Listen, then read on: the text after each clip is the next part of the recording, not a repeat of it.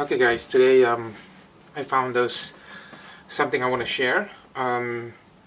It's about how to use and how to face um, obstacles, especially when you want to spend money on your business. I heard many times people tell me that they don't have money, they don't have time, and so forth. What I'm telling you right now, money is an energy. So if you want to go to the next level, you have to willing to do something different. In this case, you have to willing to spend the money. Don't be afraid. Money is always negative for me because the way I was brought up, until I learned that money is actually neutral. It's how you use it matters. So think about money as energy. The more you want to get to the next level, you must be willing to spend. Alright, anyway, there's some clip that I want to show it to you. I just found on the internet. I thought it's kind of helpful. Hopefully you enjoy it. Alright? Don't forget to subscribe and like. See, when we came to America, we were poor and broke, the way I looked at it, because we would always run out of money before run out of month. We decided, do we do without electricity or gas? Because some months we couldn't afford to pay both. And, being broke is being without money. Being poor is being kind of scarcity-minded, poor-minded. And we just realized that money's for the rich. Money's for the Americans. It's for the people who were born here, who went to college. And that's how I grew up. And later, Jim Franco taught me that, hey, you know what? You can't be scarcity-minded. You have to live in abundance. You have to understand that people just want a solution to a problem, and they don't care about the color of your skin, about the level of your education. They want a solution to a problem. So he taught me, he had to break all these old patterns that I had, right? What were some of the patterns? Some of the patterns were that money's for the white folk and not for the foreigners. You actually thought? Yeah. I really, because that's how it was. Because every time we went and got more food stamps, it was all foreigners. There was no white people in line, at least not in the parts of Santa Ana that I was raised.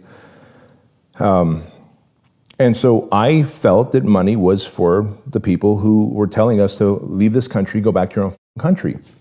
And that also puts a chip on your shoulder, right, against them. And so I guess I had some reverse racism towards white America. Now I realize for no apparent reason. There was a couple of idiots in every culture, I imagine, right? But so that was one pattern that I had. Another pattern that I had was that being proud to be blue collar. Like my dad was like, and he still says this, work is holy. And I believe that work is holy. But the fact that he had so many jobs, a paper route, pumping gas, worked at a pizzeria.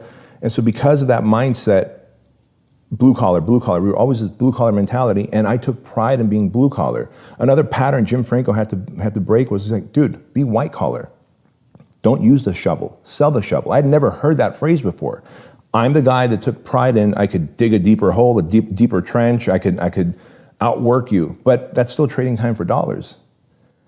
And so to be able to break those limiting belief systems that I had, to me, was huge. And all of a sudden I realized I'm no longer poor-minded. I may end up broke again. I do really well now, but I may make one or two bad decisions with my money or my investment and end up being broke again, but I'll never be poor. And I know how to get back from broke because I know how to add value to society, solve problems in exchange for money. But I'll never be poor again. And poor is a state of mind of feeling out of control, scarcity-minded, taking pride in being blue collar. No one should ever take pride in being blue collar, period. You've got a brain, you've got a solution to a problem that people want to pay for. Put it out there. So when you say scarcity-minded, abundant-minded, what do you mean? Well, a scarcity-minded person says, someone else opened up a gym, across the street from me, they're going to put me out of business. I better charge less, right? The abundant-minded person says, someone else opened up a gym across the street from me. I better out-service them, outwork them, out-social media them, right? So the scarcity-minded person is always the sky is falling, the Chicken Little mentality, oh my gosh, if Trump goes into office, then we're all screwed. Oh my gosh, if Hillary goes into office, then we're all screwed. I don't care who's in office anymore. I control my own economy. The economy can crash and go back up and back down again. I will find a way. As Tony Robbins says, I'm built for winter. I just didn't know it. And so more people need to be abundant-minded in that if the economy crashes, I just have to deliver more value and create this category of one about myself. If competition shows up, I have to out-service them, outwork them, out-social media them, versus shrivel up and die.